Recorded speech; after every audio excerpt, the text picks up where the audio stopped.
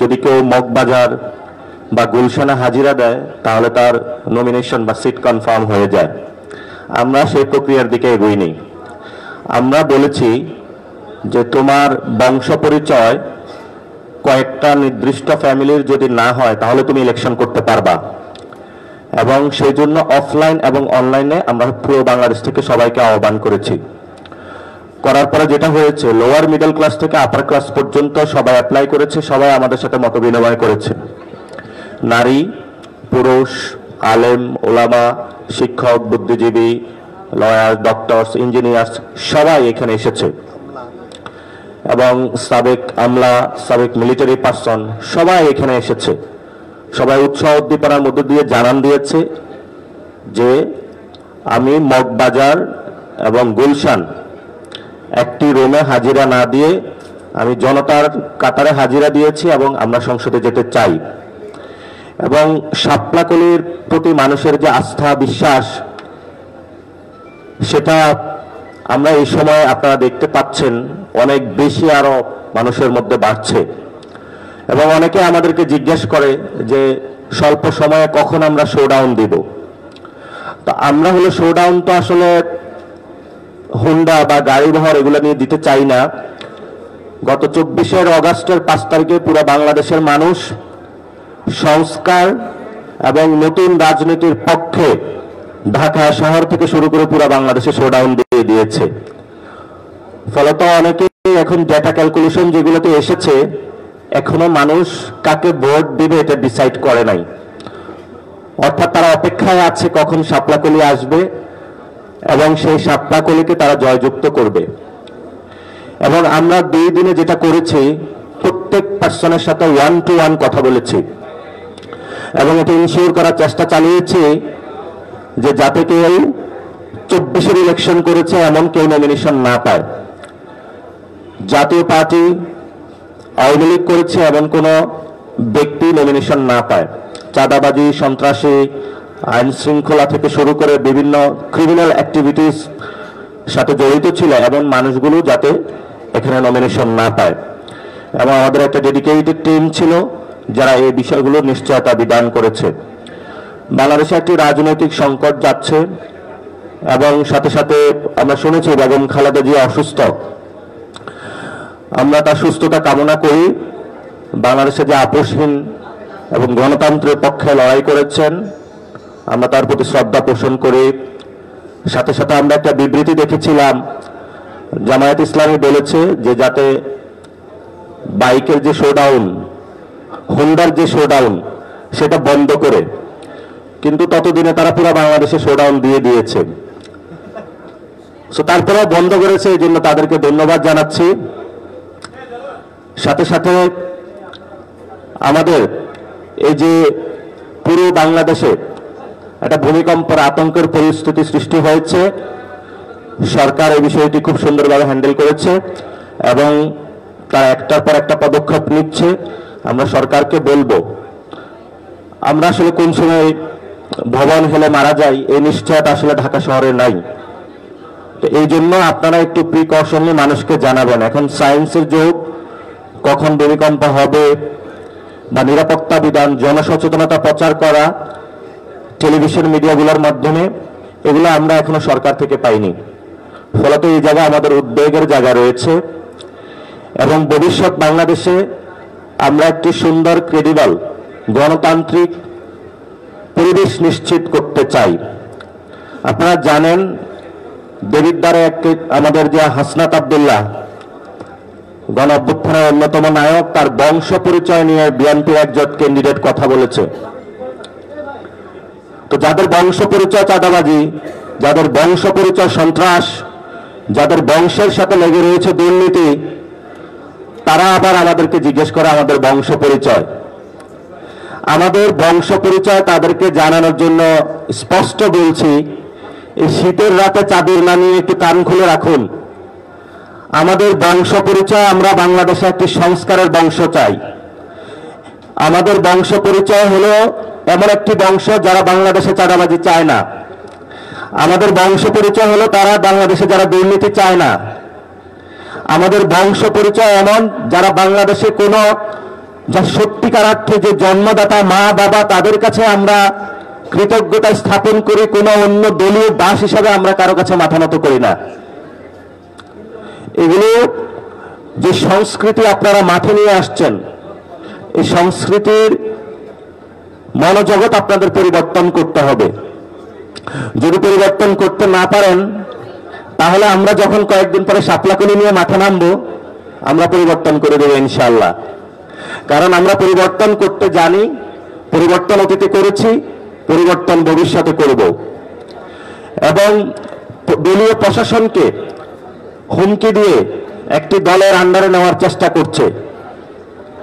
আমরা সেখানে প্রশ্ন রাখব, শেখ হাসিনার ফাঁসি হয়েছে, এখন আওয়ামী লীগের দলীয়ভাবে বিচারের জন্য আমরা গণমিছিল করেছি। ৭১ সালে কি বাংলাদেশে জেনোসাইড হয় নাই? জেনোসাইডের জন্য তো অনেক পক্ষ দায়ী ছিল। তো জেনোসাইডের অভিশাপকে তো আপনি এড়াইতে পারবেন না।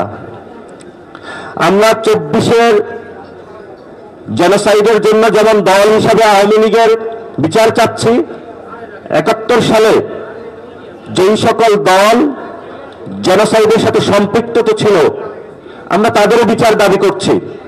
আমরা একপাক্ষিক হতে পারবো না। এবং বাংলাদেশে যারা মাইনরিটি রয়েছে, উইমেন রয়েছে, লেবার রয়েছে, তাদের রাজনৈতিক সমাধান যদি আপনারা না করতে পারেন, তাহলে যত ইলেকশনকে ক্রেডিবল চেষ্টা করেন না কেন, নির্বাচন পরবর্তীতে একই সংকট থেকে যাবে।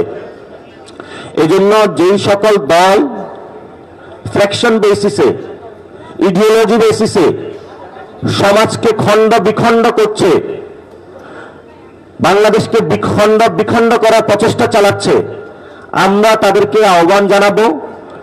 আমরা বাংলাদেশের সিটিজেন বেসড আইডিয়া, মানুষের সেবা দেওয়ার যে মেন্টালিটি, সেটা নিয়ে পলিটিক্স করতে নেমেছি। আপনারা সেই প্রক্রিয়ায় আসুন। স্টেটকে জামায়াত ইসলামী বানাবেন না কেউ, স্টেটকে বিএনপি বানাবেন না কেউ।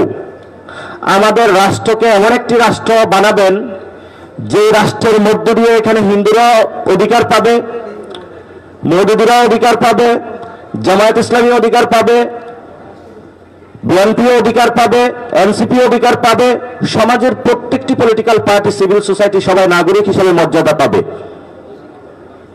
এই জন্য নির্বাচন আসছে, বড় একটি জায়গা নির্বাচন কমিশন লেভেল প্লেইং যে ফিল্ডের আমরা কথা বলি, আমরা সেই জায়গাটা দেখতে পাচ্ছি না।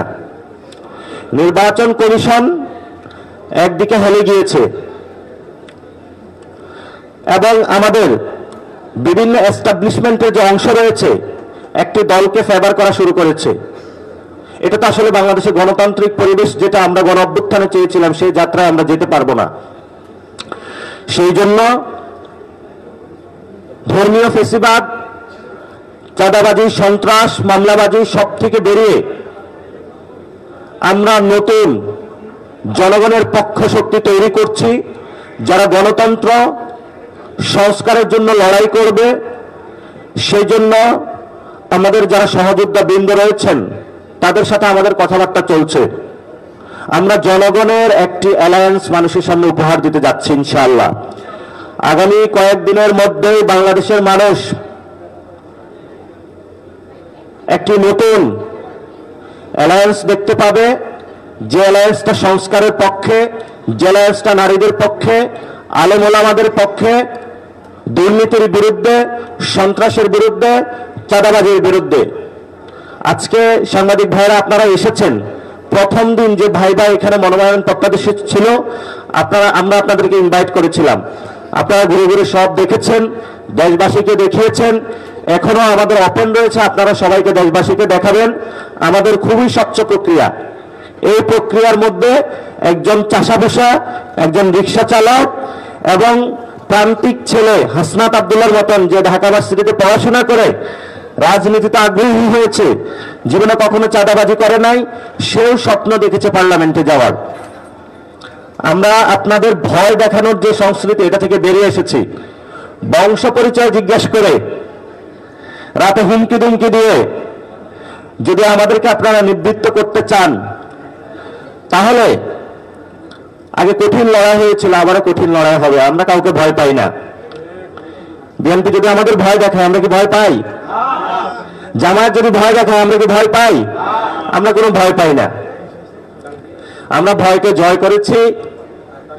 অনেকেই, আমি গত প্রেস ব্রিফিংয়ে বলেছিলাম যে গণ অভ্যুত্থানকে যারা বিশ্বাস করে, সংস্কারে যারা বিশ্বাস করে, তাদেরকে পার্লামেন্টে যেতে হবে। কারণ পার্লামেন্টে সংস্কার কার্যক্রমকে বাধাগ্রস্ত, বাস্তবায়ন কার্যক্রমকে বাধাগ্রস্ত, শেখ হাসিনার রায়কে বাধাগ্রস্ত করার জন্য এখনোই বিভিন্ন জায়গায় ভোটের মাঠে বক্তব্য দিয়ে যাচ্ছে।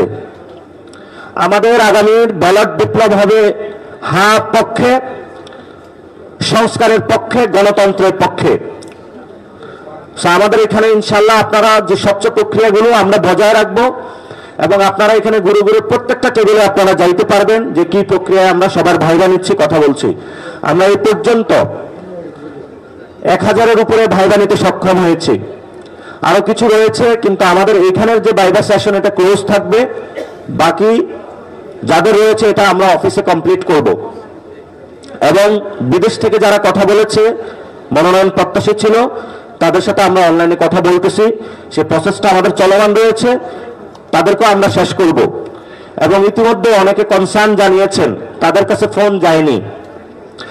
আমরা পুরো বাংলাদেশে যারা আমাদের মনোনয়ন আবেদনপত্র নিয়েছেন, আপনি ফোন পান নাই বা আপনাকে জানানো হয় নাই, আমরা একটা হেল্পলাইন ওপেন করেছি। আপনারা সেখানে যোগাযোগ করবেন অথবা আমাদের অফিসে চলে আসবেন। যে কোনো সময়, দিন রাত 24 ঘন্টা আপনাদের খেদমতে আমরা নিয়োজিত থাকবো।